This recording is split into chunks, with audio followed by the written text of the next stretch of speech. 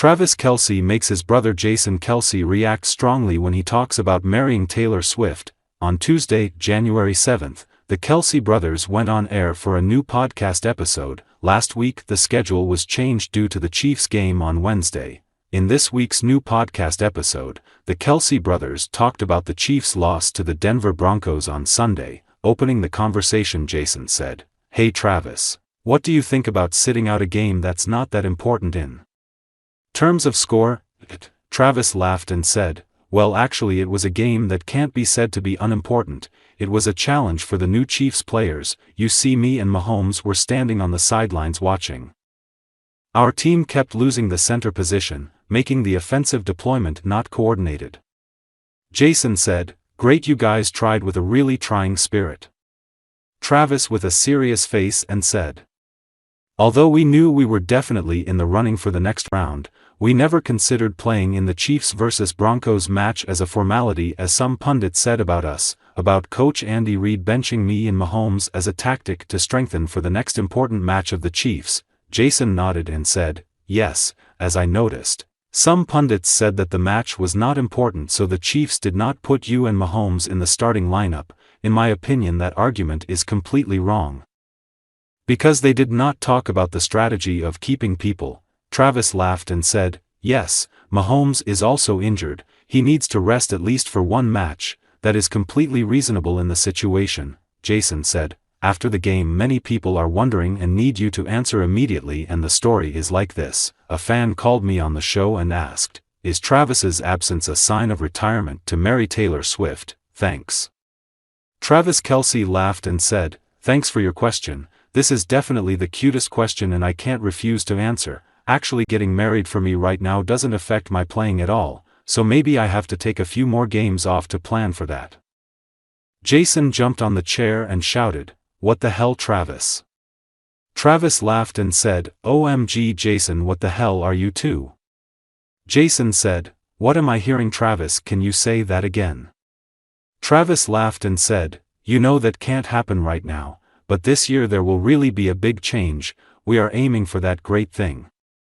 Jason with a shocked face and said, "Wow, so you guys already have a specific plan?"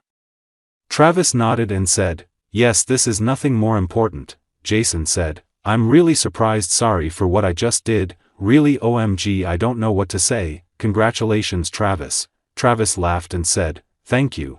Then Jason Kelce asked Travis, "Hey Travis, was the engagement ring last week the start of this idea?"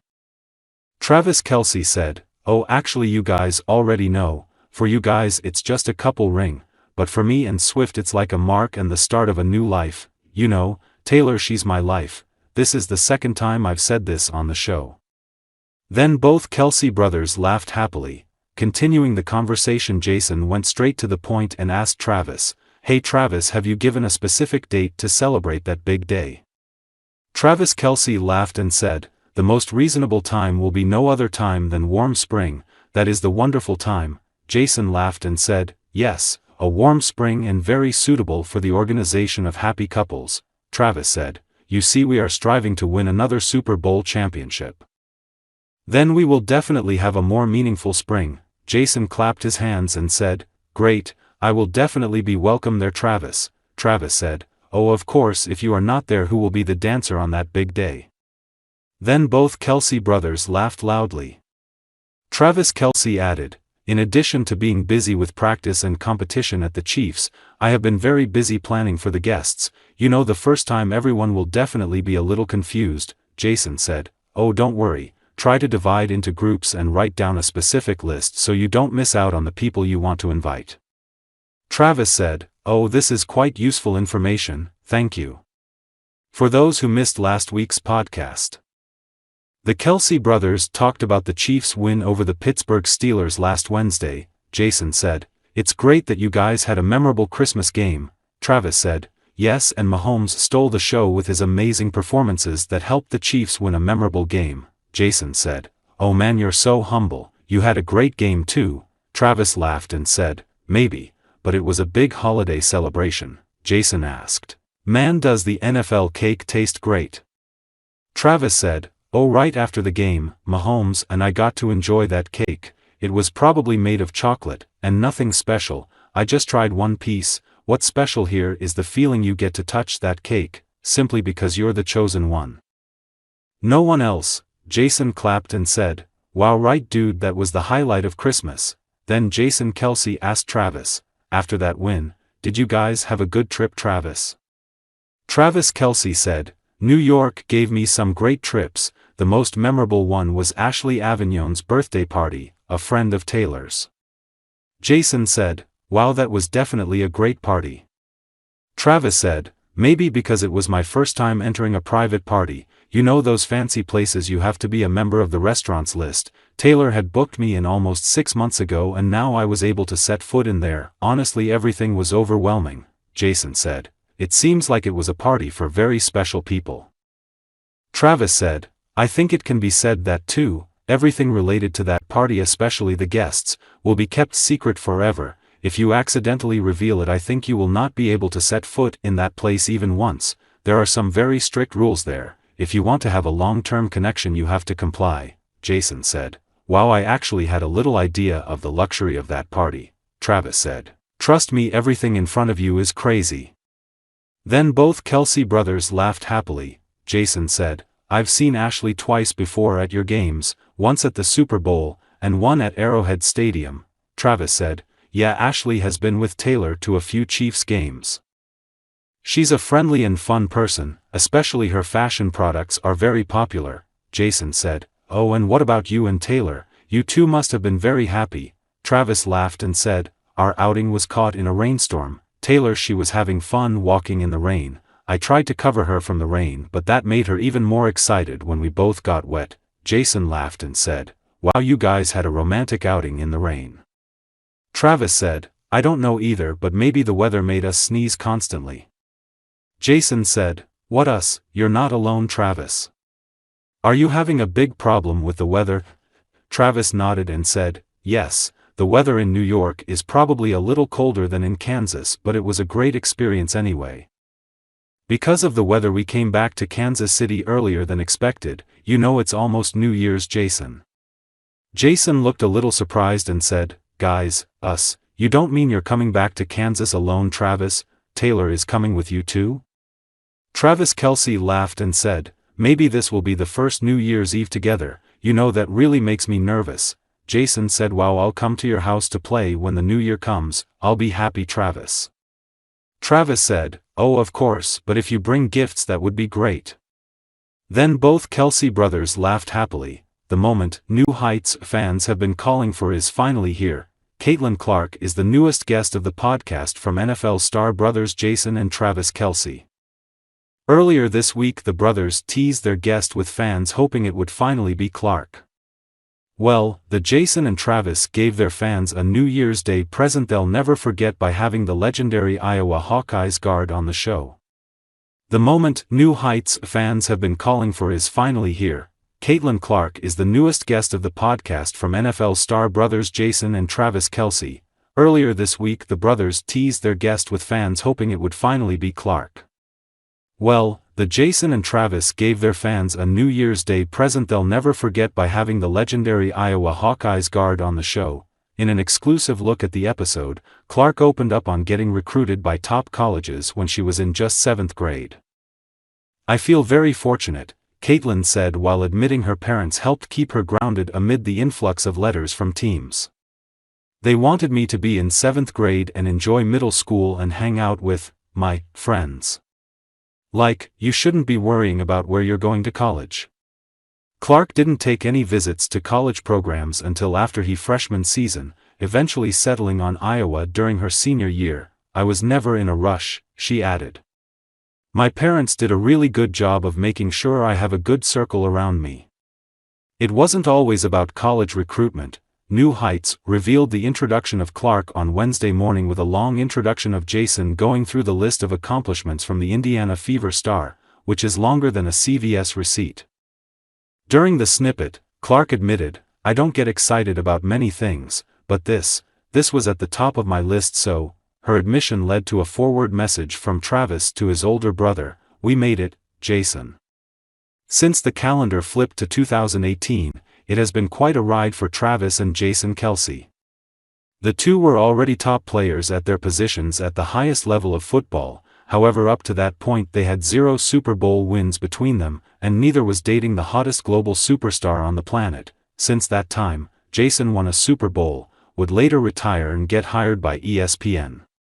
Travis has won 3 Super Bowls, including one directly against his brother.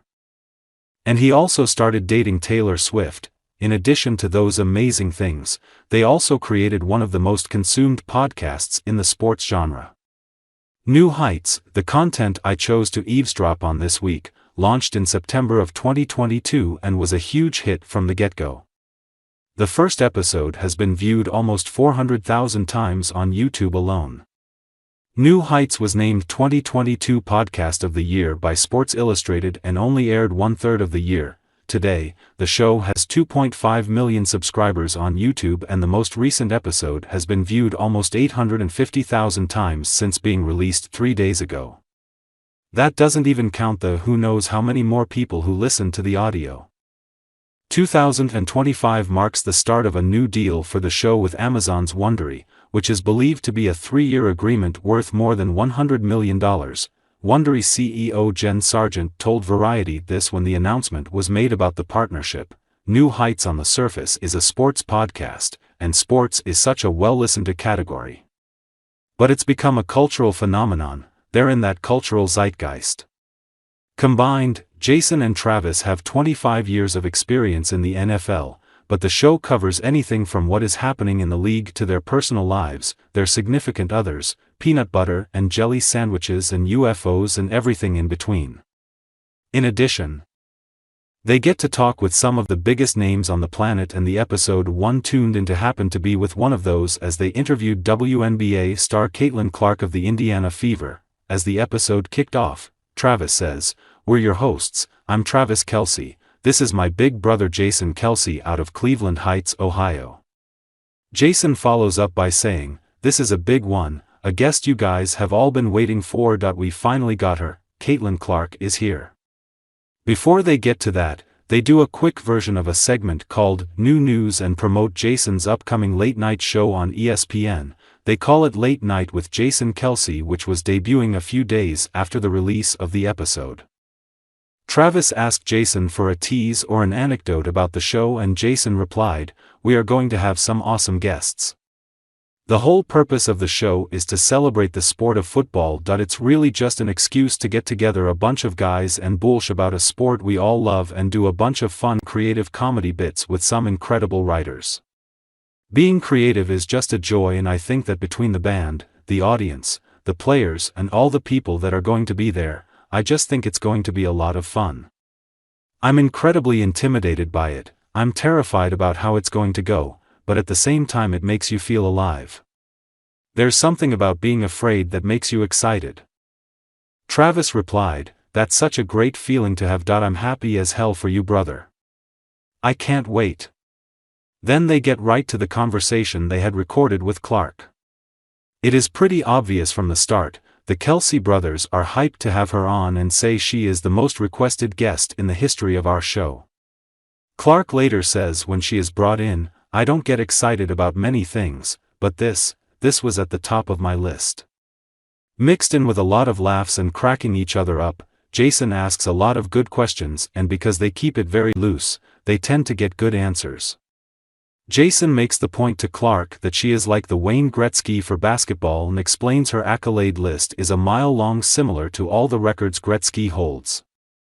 After Jason learns he and Catalin were both marketing majors, he asks her about being a Chiefs fan, which she has been since a young age. Clark said she was a Midwest kid who had family in Kansas City and grew up just a few hours away in Des Moines, Iowa. "People think I was a bandwagon Chiefs fan," she said. "I was there before Patrick, Mahomes, and Travis. We were ride or die." Even something as simple as sideline heaters led to some compelling content. You would think only football players have had to deal with those, but Clark mentioned a college exhibition she played in which required the heaters. All agreed they can get dangerously hot and that at times you want to stay away from them. "I'm out on the heaters," Travis said. It has to be under 20 degrees that I can't feel too hot that I'll start to fall asleep. Something else all three have in common, somewhat surprisingly, is a relationship with current Chiefs general manager Brett Veach. Jason knew him as Andy Reid's assistant in Philadelphia. Travis obviously knows him now in his current role, while Clark said she met him while he was in Indianapolis, staying at the same hotel as her college team, while he was at the NFL Combine a few years ago. The two have stayed in touch since then, she said. Seeing multiple stops on Taylor Swift's Eras tour was yet one more thing the three had in common. Clark said she saw 3 shows and took her mom to the one in Indianapolis. I don't know how you couldn't have a good time, Clark said about seeing the show. The trio also talked about the differences between coming into the NFL versus the WNBA. Whereas the NFL has plenty of time between the draft and the start of the season, the WNBA draft happens right after the college season ends and the season starts fairly quickly after the draft. Clark said while she would have preferred more time, it did happen so quickly she really had no time to think much about it, it all just happened so fast. She said the Olympic break ended up working out in her favor as she was able to get about a month off. They talked about what it is like being a rookie in pro sports, and while Clark said she thought it took her some time to figure out what to say and get a handle on everything, Jason Kelce said to her, "For not knowing, you nailed it." They mentioned older players being there to help them, and Catalan said for her it has been former Indiana Fever great Tamika Catchings who has been helpful to her since shortly after she was drafted, making her feel welcome and checking in on her from time to time. You could really tell throughout the interview that Clark felt comfortable, so comfortable she started asking questions back to the guys. When she was asked about her draft day and going number 1 overall, she asked Jason and Travis about their draft day experiences, which led to a couple of good stories. Travis had a great line when he said that in the 3rd round he got a call from a Missouri area code and figured it was the St. Louis Rams because, "I had no idea Kansas City was even in Missouri." Clark talked about her start in college, which came during COVID, where only athletes were on campus at first. Clark described the dorm as a huge mansion with just college kids running wild. Jason followed by quickly saying, "I'm not going to lie, that sounds like so much fun, sign me up." The entire conversation, all three are so laid back you would think they were best of friends who had known each other for years. Travis threw in questions here and there but spends a lot of the show just dropping in comments and opinions, and a lot of what he says is laugh out loud funny. The podcast is so entertaining you sometimes forget how much information and how many peek behind the curtain moments you are hearing until you think back on the episode in its entirety. Even the ads are somewhat entertaining. Jason and Travis are so uncomfortable doing the ad reads that it gives them a certain charm and authenticity. As the episode went on, they hit on everything from whether or not they preferred an ocean or a lake to Clark's recruitment and how she ended up choosing Iowa over Notre Dame. Iowa was a perfect distance, where your parents can't just show up, but you can go home if you want to. We learned about how much hockey Jason and Travis played growing up and what schools everyone dreamed of going to when they were younger. Clark just continued to get more and more comfortable as the show went on, and the episode was very different than a lot of the interviews Clark has done previously. The whole vibe of the show lends to the guests feeling as if they are just talking with a couple of buddies and the audience gets to listen in. There was a lot of back and forth as the episode went on, with the brothers trading off asking questions which had been prepared beforehand. Clark talked about the role her parents played in keeping her away from things until it was time for her to do so, and monitoring how much she played so there wasn't an early burnout. Later they played a game with Clark called Name a Person, which was them going one by one to name athletes from Iowa until they ran out of names. Clark was impressive mostly with her knowledge of which NFL team certain players played for. The game ended when Jason ran out of names, but they had each named quite a few players. Afterwards the subjects of NIL and the transfer portal came up, and each had strong opinions on making sure the athletes get help with the processes and putting limitations on things. Travis even asked, "Have you heard of anyone paying their taxes?" It was a funny question but a serious point in that most athletes won't think about the money they will need to report and pay because they may not have the guidance or knowledge in that area. It was great content with terrific insight from 3 top athletes. the show ended with "We Gotta Ask," a segment which Travis quickly explained to Clark that she doesn't have to answer if she doesn't want to. Clark obliged each question as they talked about the NBA All-Star format, how to improve NBA television ratings, Clark hitting a person in a golf pro-am event, her karaoke songs, her favorite basketball shoes, what she would be doing if not playing basketball, her desire to own a rib restaurant and what side she likes with her barbecue. It was the perfect way to end the podcast, as it was a segment which was fun and loose, capping off a compelling 60-minute conversation with one of the most popular athletes on the planet. That, in a nutshell, is what New Heights is all about. Travis Kelce could be set to tie the knot with Taylor Swift as early as this year. That's according to an NFL legend. The Kansas City Chiefs star and pop megastar have taken the NFL and pop culture worlds by storm over the past 18 months, dazzling fans with their jet-setting, high-profile love story. Now, Adam "Pac-Man" Jones, 41, has hinted that the two are ready to take their relationship to the next level, marriage. The former Cincinnati Bengals star and is already picturing the A-list couples happily ever after following just 18 months of dating. "I'm thinking this year they are going to get married or after football. Of course, they are going to be together," the Pro Bowler told the U.S. Mirror. "They have got enough money to take each other's money. But I do see love there. So I do see a baby and everything. I think they are in a real relationship. I know Trav, because he went to UC. His love is genuine. When he says he is with somebody, he is with somebody." Jones went on to liken the three-time Super Bowl winner's romance with the pop sensation to his previous relationships, suggesting it proves their love is the real deal. With the other young lady he was with her, and he found something better and moved on. "But I believe Travis 100%, Jones added. Kelce was previously romantically involved with model and influencer Kayla Nicole, with the couple dating on and off for around 5 years before calling it quits in 2023. Speculation over an engagement swirled over the holiday period when the songstress, who wrapped up her Eras tour on December 8, made her return to Kansas City. Eagle-eyed Swifties claimed a ring had been edited out of a certain photo from an Eras tour-themed party thrown by Kelce in Swift's honor in December. Swift and Kelce did not spend Christmas together, as Kelce was in Pittsburgh for Kansas City's game against the Steelers. The pop megastar, who has not attended a Chiefs road game this season, was nowhere to be seen as Kelce in Kansas City secured the top playoff seed in Pittsburgh. However, they are believed to have rung in the new year together in Kansas City, reportedly sharing a romantic kiss at midnight. Plenty of speculation exists as to where Swift and Kelce will stand for next New Year's Eve. Both are 35 and Kelce has toyed with the idea of retirement from the NFL. Many others, like Jones, expect the duo to get engaged before the 2025 league season begins. Travis Kelce may still be focused on securing his 4th Super Bowl ring with the Kansas City Chiefs, but he's also thinking about his future beyond the field. The 3-time Super Bowl champion, who has already established a legacy in the NFL, is now contemplating the next phase of his life, and it may involve starting a family with his girlfriend, Taylor Swift.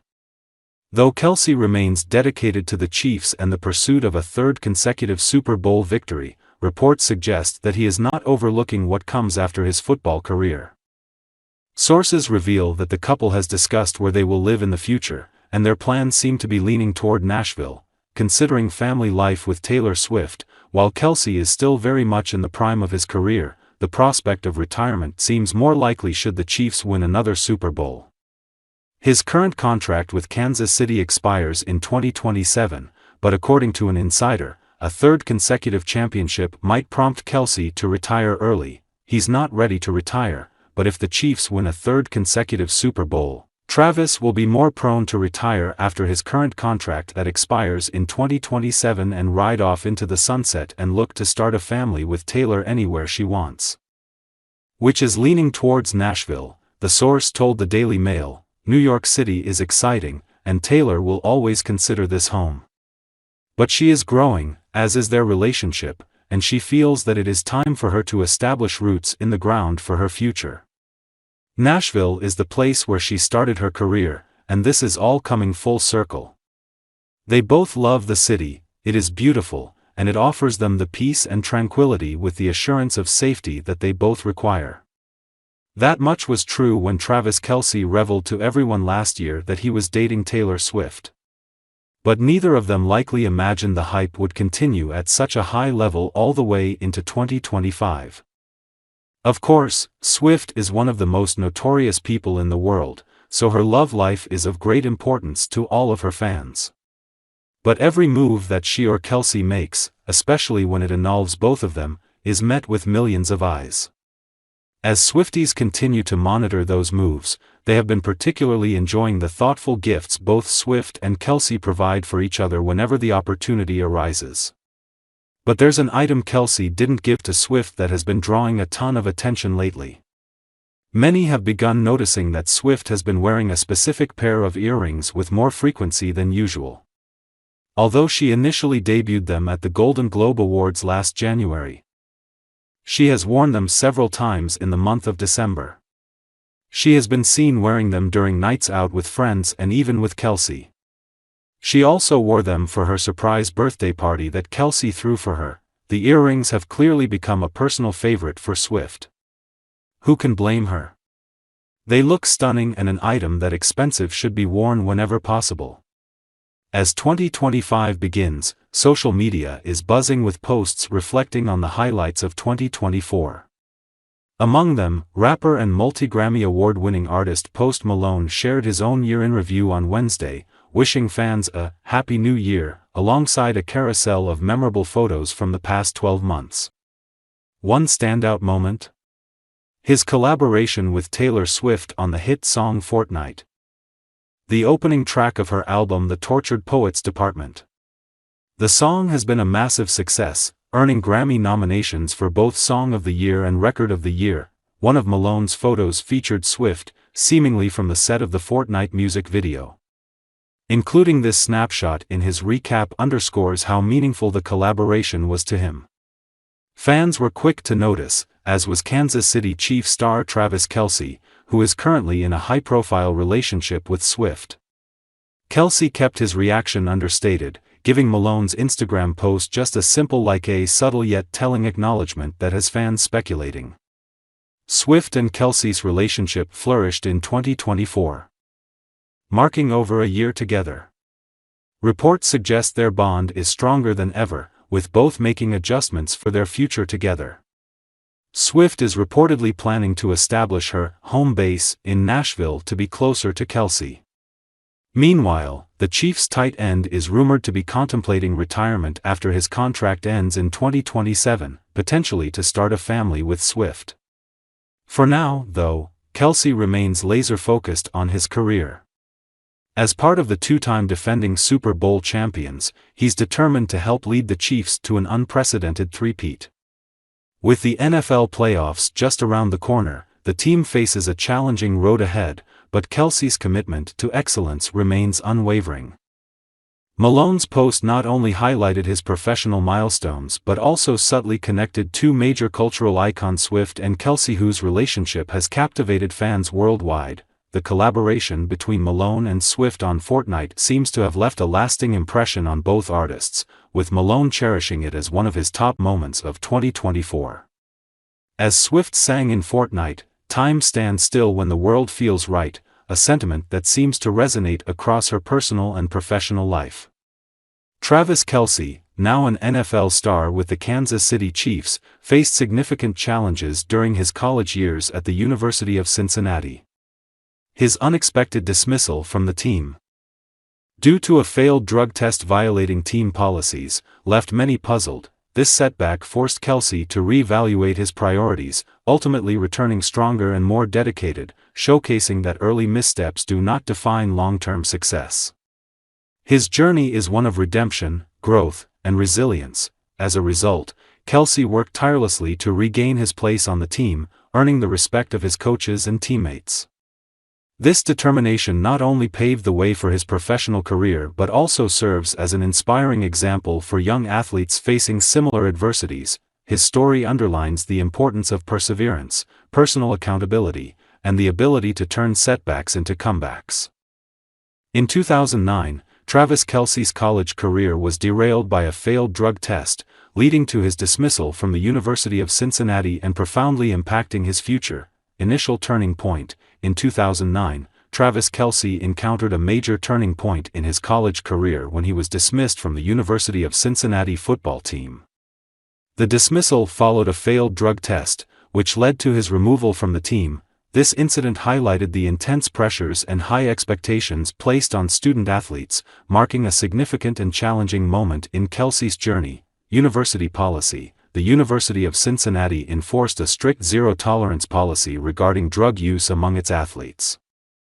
This policy was designed to uphold discipline and maintain the integrity of the sports program. Kelce's violation of this policy led to his suspension, underscoring the serious consequences of breaching team rules.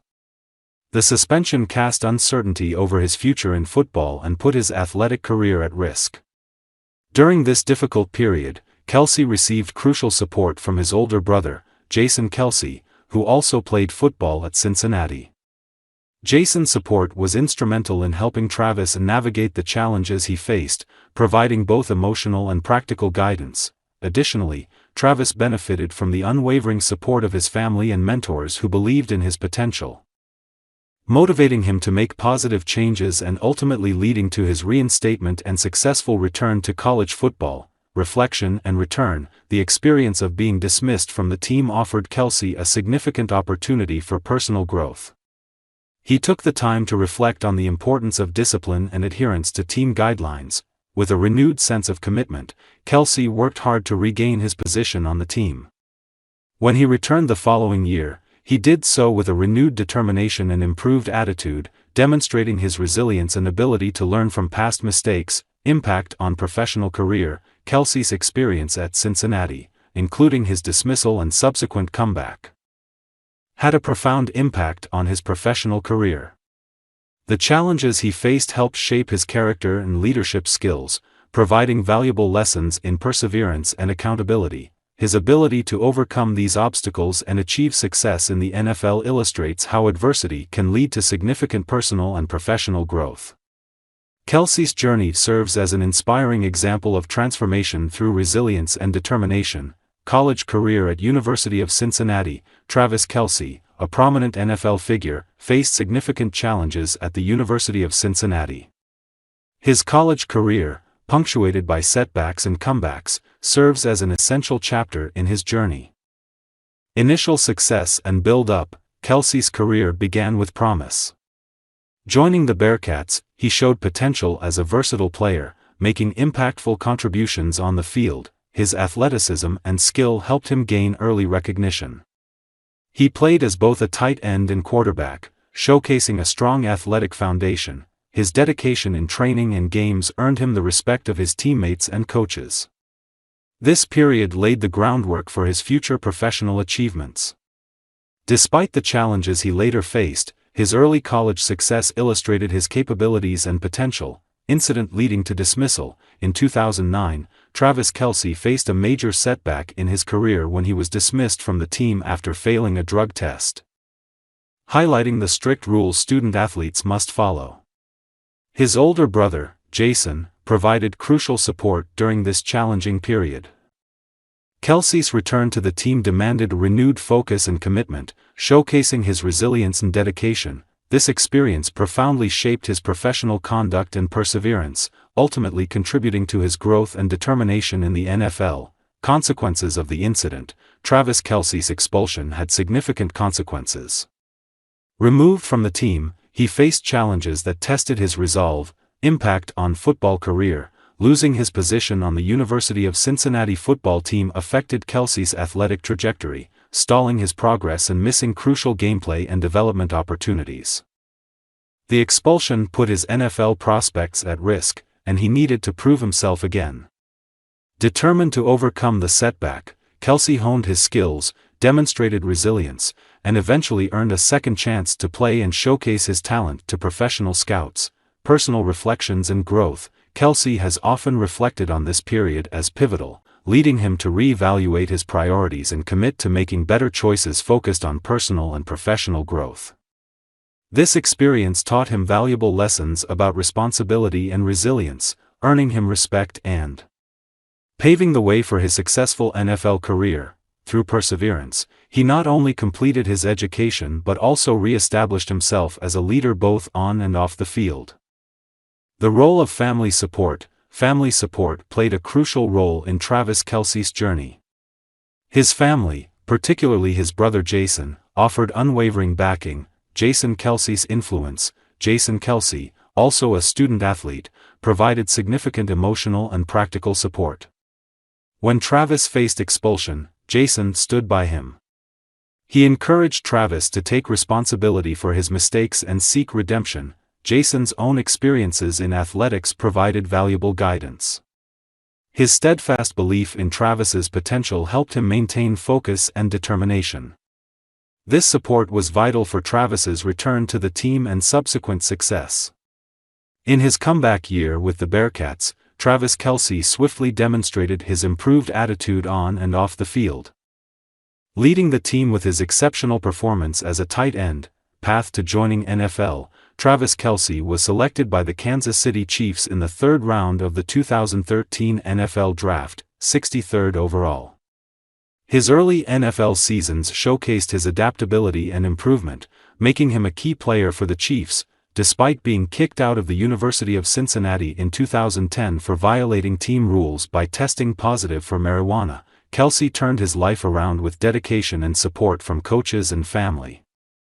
His journey illustrates the power of perseverance and mentorship in overcoming personal challenges, milestones and achievements. Kelce's career features multiple Pro Bowl selections and All-Pro honors, highlighting his exceptional contributions. He set the NFL record for the most receiving yards by a tight end in a single season and played a crucial role in the Chiefs' Super Bowl 54 victory, overcoming early challenges, including a suspension from the University of Cincinnati football team due to a failed drug test. Kelce's journey from expulsion to NFL stardom showcases his perseverance and dedication, making him a significant figure in professional football. Frequently asked questions: why was Travis Kelce kicked off the team? Travis Kelce was expelled from the University of Cincinnati football team in 2009 due to a failed drug test. His scholarship was also revoked, but with support from his brother Jason, he returned the following year and resumed his football career. Did Travis Kelce get kicked out of Hell's Kitchen? A satirical article falsely claimed that Gordon Ramsay kicked Taylor Swift and Travis Kelce out of his Las Vegas restaurant for being too intoxicated. This story is being shared on social media as if it were authentic news. Travis Kelce mentioned in an interview with Arnold Schwarzenegger that he might name his first child Conan, inspired by Schwarzenegger's role in Conan the Barbarian. However, it is unclear how serious he was about this idea. How did Taylor Swift and Travis Kelce meet? Travis Kelce attended Taylor Swift's Eras Tour concert in Kansas City on July 8. He watched the performance from a private box and was seen interacting with fans and trading friendship bracelets during the show. Travis Kelce's journey from being kicked out of college to becoming an NFL star is a testament to his resilience and determination. His ability to overcome early setbacks and excel on the field underscores the value of perseverance and strong support systems. Kelce's story serves as an inspiration, showing that with dedication and the right mindset, it's possible to turn challenges into opportunities for growth and success. Kelce was dismissed from the University of Cincinnati's football team due to a violation of team rules involving marijuana. However, with the guidance of his brother and support from coaches, he managed to refocus. He returned to the field with renewed purpose and eventually showcased his talent, catching the attention of NFL scouts. Gracie's second studio album, The Secret of Us, dropped on June 21, 2024. While most songs on the 13-track album feature Gracie, Aaron Dessner, and Audrey Hobart as writers and producers, Us includes Taylor, Gracie's longtime influence, as a featured artist, writer, and producer. I think if I had ever known going into any day of my life that, like, oh, we're gonna sit down and write together, I would probably clam up or something, get freaked, just solely because I have admired her writing the most for my entire life. Gracie said of Taylor, In a video shared to Instagram, Gracie gave everyone a hilarious peek into what a night of songwriting with Taylor looks like, putting out a kitchen fire. Writing this entire song from 2 a.m. to 6 a.m. was some of the most fun I've ever had in my life, Gracie wrote in the caption. At Taylor Swift now we know how to use a fire extinguisher. I love you. Seeing the full picture, speaking with the morning mashup, Gracie continued, Taylor said this thing that I've not ever articulated before but is real, that when you get to write with someone, you kind of see the whole thing.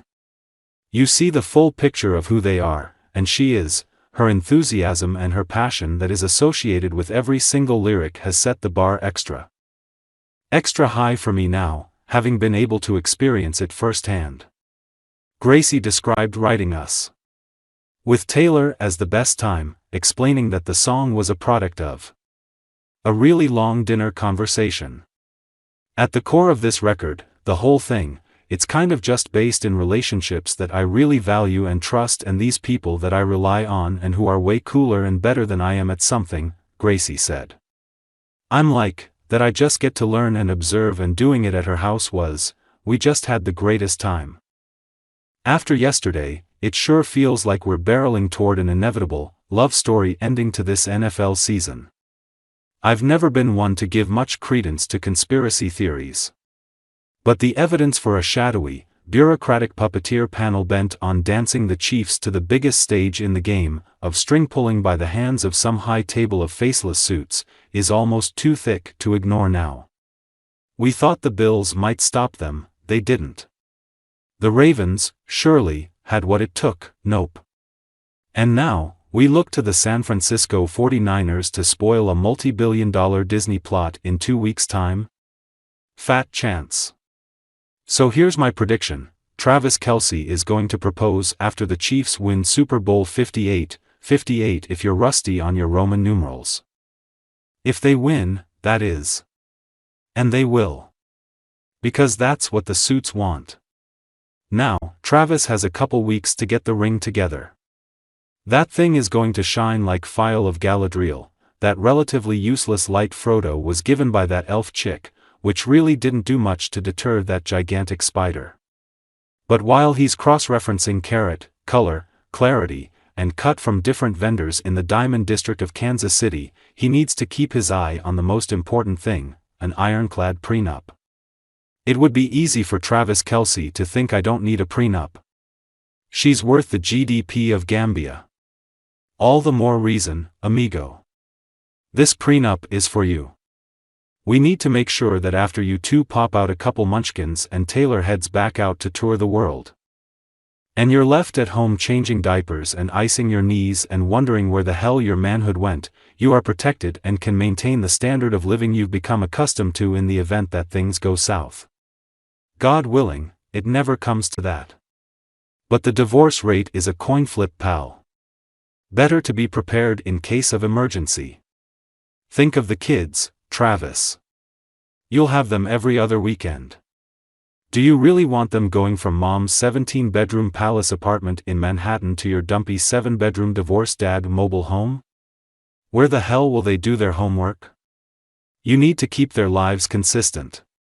Children suffer silently when their parents divorce. Best to present a united front and keep their accommodations as uniform as possible. Patrick Mahomes said he didn't know Travis Kelce would return to Sunday's game against the Minnesota Vikings until he saw him on the field in the third quarter, but Kelce's teammate of several seasons had an idea that Kelce would be back in the Kansas City Chiefs lineup at some point. I feel like Travis had the same mindset as I do, Mahomes said. If you give him the window of he can get back in the game, he's going to be back in the game. That's why he's one of the greatest, is that he will battle through stuff like that, and came back and made a lot of great catches for us. Kelce was a key factor in the Chiefs' 27-20 win. He returned after injuring his right ankle late in the second quarter to catch 3 passes on a third-quarter drive that put the Chiefs ahead 27-13. His biggest catch was a leaping 14-yard grab on third down. The Vikings took the ball away from Kelce after the catch, but the officials ruled that Kelce was down when the ball was pried loose and their call withstood a Minnesota video challenge. I was giving him a chance, just putting it up to the big guy, and he had a tough catch, held onto it into the ground," Mahomes said. "Once you're on the ground you've just got to get touched if you have possession, and so it was a big-time catch and a big moment in the game, and we obviously were able to go down the score after that." Kelce scored the touchdown to finish the drive on a 4-yard catch. Kelce's day looked like it was over late in the half, when he went down awkwardly without being touched. He limped off the field, slammed his helmet in frustration, and after briefly visiting with Chiefs medical personnel went to the locker room before the first half ended. He didn't initially return to the field with his teammates at the end of halftime but re-emerged from the locker room before the start of the second half. Coach Andy Reid said he didn't know Kelce would return to the game until he came out and told me. Kelce stayed on the sideline for the Chiefs' first drive of the half but returned on the next possession. The Chiefs scored on both of their possessions without Kelce, a field goal at the end of the first half and a touchdown to start the third quarter. "Those other guys stepped up," Mahomes said. "That was a big drive at the end of that half there for those guys to step up, make plays. Backup tight end Noah Gray always does a great job when he gets his opportunities, and then we were able to kind of mess with the personnel groups a little bit and kind of have something going until Kelce could get back in the game." Reid said it was pretty amazing that Kelce returned. Kelce played most of the second half after the opening drive, including on defense at the end as the Chiefs snuffed a final Vikings drive. Reid wasn't certain whether Kelce would be available to play in Thursday night's game against the Denver Broncos but said it was hurting him. "He'll be a little sore." While that would seem to make it unlikely Kelce would play, he already defied what the Chiefs thought he could do against the Vikings. Quarterback Patrick Mahomes recently felt strongly enough about the season Travis Kelce is having that he took to Twitter to recommend the Kansas City Chiefs tight end for Offensive Player of the Year. "If you look at history and you look at the seasons tight ends have had, he's got to have one of the best as far as catching the ball and being a playmaker on offense," Mahomes said. "That speaks for itself. It's truly a special season by a tight end, and not just by a tight end but just a player, a game changer." Mahomes was standing up for a teammate, as he frequently does, but it's also true Kelce may be headed where no tight end has gone before. He has 1,318 receiving yards and would break the NFL single-season record for a tight end by getting at least 60 yards on Sunday when the Chiefs play against the Atlanta Falcons at Arrowhead Stadium. George Kittle of the San Francisco 49ers has the record of 1,377 set in 2018. Kelce could also become the first tight end to lead the league in receiving yards. For now he is second, 6 yards behind wide receiver DeAndre Hopkins of the Arizona Cardinals. Only one tight end has even finished second, Kellen Winslow of the San Diego Chargers in 1980. "Our league has had a handful of exceptional tight ends that have caught a lot of passes," New Orleans Saints coach Sean Payton said. "I've never kept track of why one wouldn't be leading the league. But he's something else watching him." Payton went on to describe Kelce's skills, describing him as someone with the abilities to lead the league. "The thing that strikes me when I watch him is how smart he is. He's got a great feel for leverage, not just in setting up his routes but also in blocking or edging an end or a linebacker. He's got very good football instincts, and those serve you well when you begin to recognize man, coverage, and zone and how to run certain routes. He's explosive. He's got strong hands in traffic, and then there's that level of confidence you see when he plays." Kelce has been productive since he became a regular for the Chiefs in 2014, when he caught 67 passes. But 2 additions helped him become as productive as he is now, the first coming in 2016 when Tyreek Hill joined the Chiefs.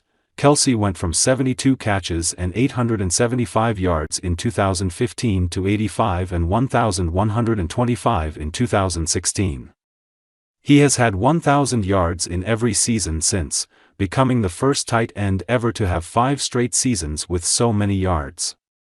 "He's the deadliest threat in the National Football League," Kelce said of Hill. "You can't put a cap on his speed. He's the biggest big play threat in the game. That's where it makes my job so much easier because he just draws so much attention." Things have only gotten better with Mahomes throwing to him. In 2018, Mahomes' first season as a starter, Kelce caught 103 passes for a career-best 1,336 yards and 10 touchdowns. Kelce's improvement over the years is evident. He has become better at finding holes in coverage, something he credits to his background as a quarterback. The biggest thing in terms of route running for me is knowing what the defense is in, knowing the coverage, he said. Once you know the coverage, now you can start manipulating the defense. You can start to kind of trick them in where you're going to go and where you want to get open. Kelce also has tremendous body control for a 260-pound player. That allows him to go and get many passes that other receivers can't. An example came in the Chiefs' recent game against the Miami Dolphins.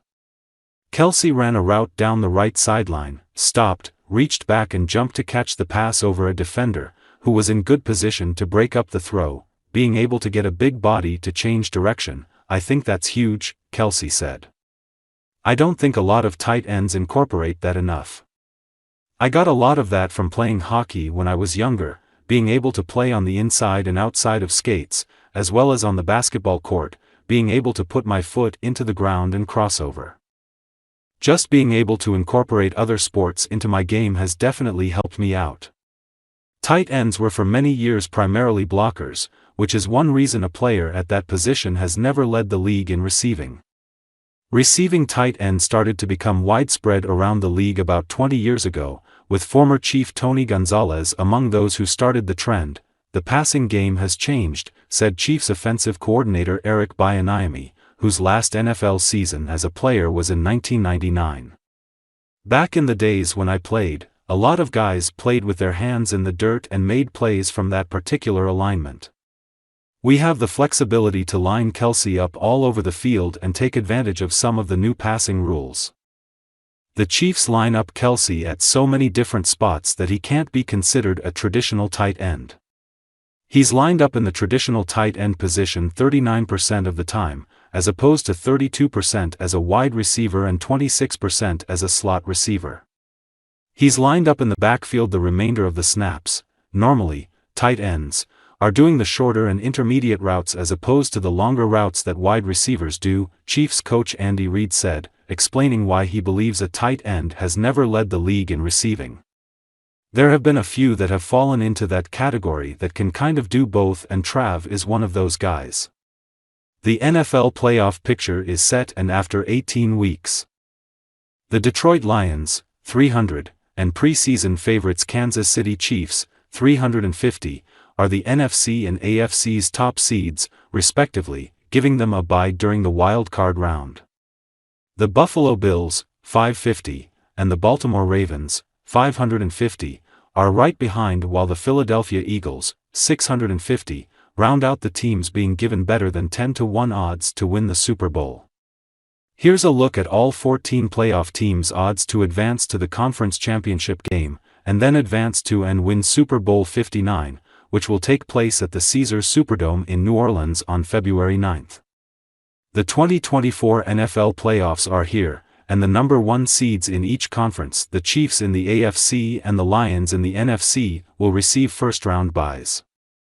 The remaining 12 teams will play in next weekend's 3-day wildcard round.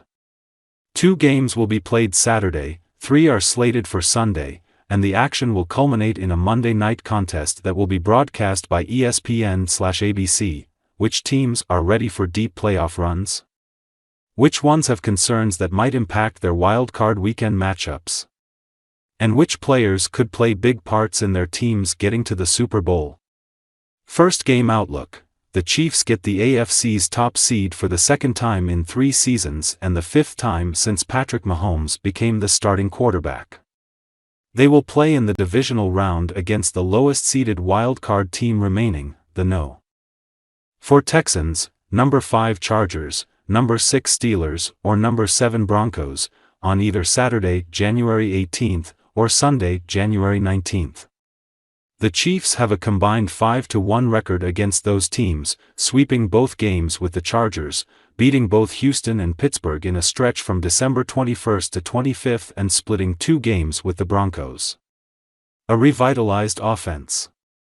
The return of receiver Hollywood Brown, the development of rookie wideout Xavier Worthy and All-Pro guard Joe Thuney's play at left tackle has the offense looking like the Chiefs hoped it would all season. Kansas City played two of its best offensive games of the season in Week 16 and 17, its last regular season games with quarterback Patrick Mahomes and the starters. "We built up to the perfect spot," Mahomes said.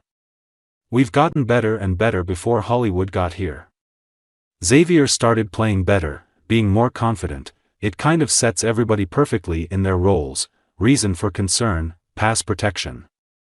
The protection has improved since Thuney moved from left guard to left tackle, but Mahomes was still sacked 36 times this season, the most he has ever taken. The Chiefs are still struggling to generate big pass plays due to Mahomes being forced to throw the ball quickly. Right tackle Jawaan Taylor is the third most penalized player in the league with 17 penalties, and those penalties have been something the Chiefs have struggled to overcome this season. Adam Teicher, stat to know, Chris Jones recorded 62 pass rush wins this season, the most by a defensive tackle. It's actually the most by a lot. The Broncos' Zach Allen finished with 52, while the Seahawks' Leonard Williams finished third with 40. I bring this up because it has been a quiet season for Jones on the sack front, only 5, but make no mistake, the Chiefs still have a game wrecker at defensive tackle who could make a huge difference in the playoffs. Walder, Heat check rating, 10. The Chiefs proved their immortality time and time again this season, and they enter the postseason with a first-round bye, home field advantage and a healthy Brown and Isaiah Pacheco. How could this not be a 10? The Bills will start their 6th straight postseason by hosting the number 7 seeded Broncos on Sunday, 1 p.m. Eastern Time, CBS. Buffalo did not play the Broncos this season, with their last game against Denver resulting in a 24-22 Monday night loss at home in Week 10 of the 2023 season. That game ended with the Broncos kicking a walk-off field goal after the Bills were penalized for 12 men on the field on a game-winning miss the previous play. ESPN, reason for hope, quarterback Josh Allen. The favorite for MVP put together his best regular season to date and has historically thrived in the postseason. Allen led the Bills' offense to 12 games scoring 30 points or more this season, and Buffalo has committed only 8 turnovers. Tied with the 2019 Saints for the fewest in a season since 1933. I don't like to make comparisons, I played with Peyton Manning and Matthew Stafford. Those guys are special in their own right, defensive end Von Miller said. But this year, Josh is just doing something totally different, and he's not forcing it. He's not trying too hard, he's not looking for it, it's just him. Reason for concern, third down defense. The Bills' defense has been inconsistent this season and has allowed the 4th highest third down conversion percentage in the NFL, 43.8%. The Bills won't be able to primarily rely on forcing turnovers against the strong offenses they will face in the AFC playoffs. Buffalo must be able to get off the field on third down. Elena Getzenberg, stat to know, Allen has the lowest sack rate, 2.6%, 4th lowest interception rate, 1.1%, and 5th lowest fumble rate, 0.8%, among QBR-qualified quarterbacks. When we think of Allen, we often think of huge runs. He is second to Jaden Daniels among quarterbacks in EPA on designed carries and scrambles, and his elite arm. But perhaps his best skill is avoiding mistakes and negative plays. It's a huge part of why he's exceptional and, possibly, the NFL MVP. Walder, Heat check rating, 8. The Bills didn't have much to play for in Week 18, but they ended the season winning 10 of their last 12 games and with arguably the best offense in football. They feel deservedly great entering the postseason. First game outlook. The Ravens will play a rubber match against the AFC North rival Steelers in Baltimore on Saturday, 8 p.m. Eastern Time, Prime Video. They split their 2 regular season meetings, as the Steelers won 18-16 in Pittsburgh in Week 11 and the Ravens won the rematch 34-17 in Baltimore in Week 16 to take the AFC North lead for good. ESPN, reason for hope, the Ravens have been playing their best ball at the end of the season. They won their final 4 games, outscoring opponents 135-43 in a stretch that included victories over the playoff-bound Steelers and Texans. While quarterback Lamar Jackson and the NFL's #1 offense get the headlines, Baltimore's defense has held teams to a league-low 15.4 points per game over the past 7 weeks. "Our plan now is to peak at the right time," cornerback Marlon Humphrey said, "and I feel like we're doing that." Reason for concern: Jackson's surprisingly poor playoff track record. He is the only quarterback with multiple MVPs who hasn't captured a Super Bowl title.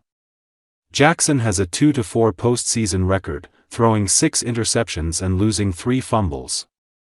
In his 4 playoff losses, the Ravens have averaged only 10.5 points and haven't exceeded the 20-point mark. "The story's still being written," Coach John Harbaugh said of Jackson, "and there's a lot more to accomplish." Stat to know: in weeks 1 to 10, the Ravens ranked 29th in EPA allowed per opponent dropback, 0.15. But in weeks 11 to 18, they ranked first, minus 0.15, in the same category. I'm stealing this observation from Solak, but the Ravens have employed Kyle Hamilton as a safety on 69.3% of his snaps since week 11. Before that, he split time among safety, slot corner and linebacker, playing safety on only 26% of his snaps. That likely isn't the only factor, but the numbers say it matters. Baltimore has been better when Hamilton is aligned at safety than when he isn't. Heat check rating: 9. Jackson made a great December MVP push. The defense has been excellent since the secondary reshuffling, and the Ravens won the AFC North over Pittsburgh. If not for the Zay Flowers injury, this would be a perfect 10. The Texans made the playoffs for the 2nd straight season and will host the number 5 seeded Chargers on Saturday, 4:30 p.m. Eastern Time, CBS. This is the 8th time since 2011 that the Texans have hosted a game on Wild Card Weekend. Houston is 5-2 in those games, most recently defeating the Browns. The defense: Houston's D has held opposing quarterbacks to a QBR of 54.7, the 7th lowest in the NFL. The Texans put relentless pressure on quarterbacks, leading to 49 sacks, tied for 4th in the league. Danielle Hunter is tied for 5th in the league with 12 sacks, and second-year edge rusher Will Anderson Jr. has 11. The unit also has Pro Bowl cornerback Derek Stingley Jr. and rookie safety Kalen Bullock, who each has 5 interceptions, tied for 6th in the NFL. Reason for concern: offensive inconsistency. The Texans' offense is 18th in scoring, 20.5 offensive points per game, so if the defense isn't locking opponents down, Houston could be in trouble. One look that has given quarterback C.J. Stroud issues is split safety coverage, as he has a 36.0 QBR against split safeties, 28th in the NFL. The offensive line hasn't exactly helped its quarterback, as Stroud has been pressured 35.8% of the time this season, 4th highest in the NFL. DJ Bienam, stat to know: the Texans rank 24th in EPA per play since Week 10. Anyone watching the NFL this season knows that Houston has struggled on offense. But struggle is putting it too mildly. The Texans have been bad. In fact, the passing game has been down so much in that span that it has a worse EPA per play rank than the running game. And that's another thing everyone knows about Houston: it can't run the ball. Walder, heat check rating: 5. The Texans didn't have the regular season they expected, but beating up on the Titans sure is a nice way to end things. So long as they have Stroud, Nico Collins, and that pass rush, they have a chance. First game outlook: the Chargers are in the playoffs for the 2nd time in the past 3 seasons and will play at Houston on Saturday, 4:30 p.m. Eastern Time, CBS.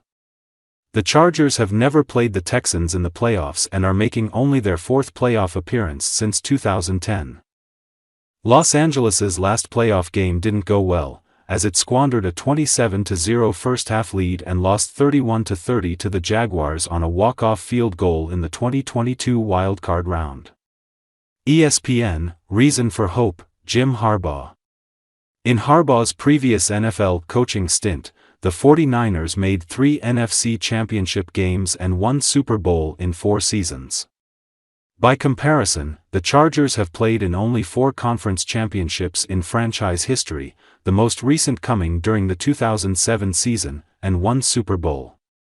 Harbaugh's previous playoff success, plus the turnaround he has engineered in getting a team that was 5-12 in 2023 into the postseason, gives LA hope, reason for concern: inconsistent offense. Offense has been the Chargers' Achilles heel all season, particularly in the second half of games. The Bolts averaged 10.3 second-half points, ranking 19th in the league. LA's league-leading scoring defense has helped mask the offense's second-half disappearing act, but a continuation could knock the Chargers out of the playoffs quickly. Chris Rim, stat to know: the Chargers rank in the top 6 in EPA allowed per designed run play and per dropback. It's particularly impressive because they've done it without an amazing pass rush. They rank 22nd in pass rush win rate. LA's reasonably high 7.1% sack rate is probably more a function of an impressive secondary. Derwin James Jr. has the lowest yards per coverage snap allowed, 0.5, among players with 200 coverage snaps, and primarily lines up as a slot corner, but outside corner Christian Fulton and rookies Tarheeb Still and Cam Hart have been solid, too.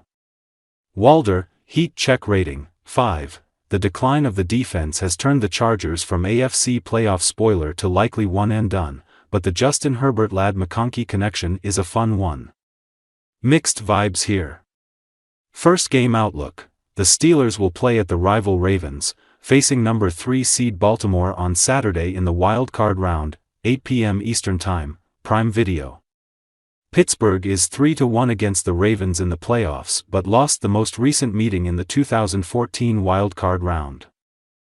The Steelers enter this matchup on a 5-game playoff losing streak dating to a divisional round victory over the Chiefs in the 2016 playoffs.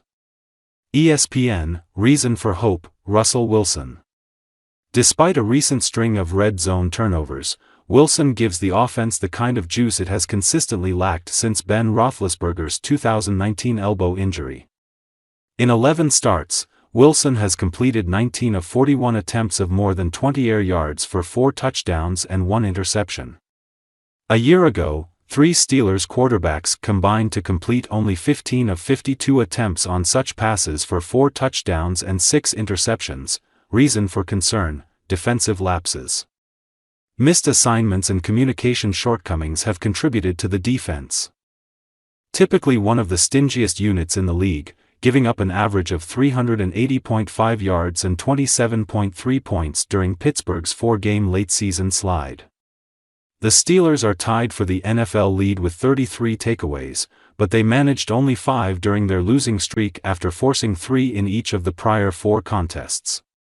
Brooke Pryor, stat to know: with wide receiver George Pickens on the field, the Steelers averaged 0.07 EPA per dropback this season.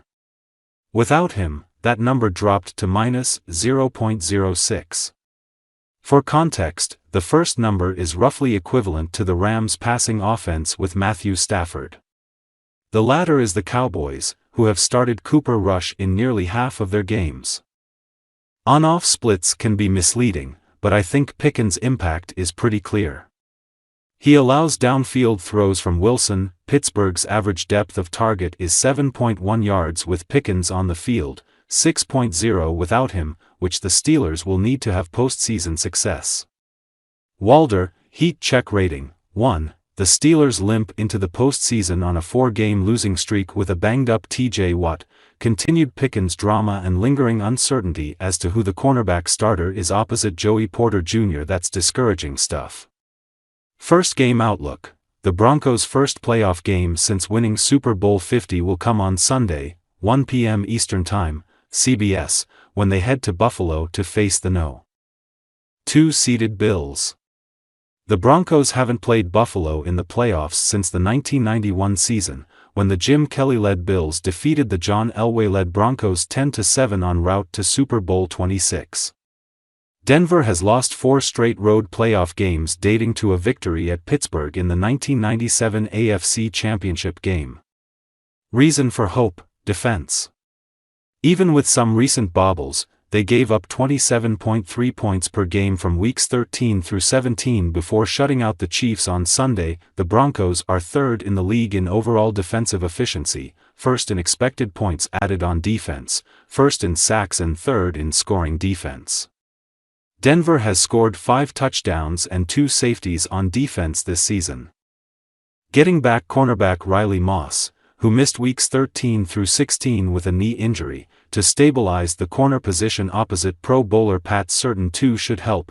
Reason for concern: 3 and outs. The Broncos' offense has the 3rd highest percentage of drives that have ended in a 3 and out this season, a whopping 26.3%. The short possessions have resulted in lost momentum and an inability to prevent opponents from flipping field position.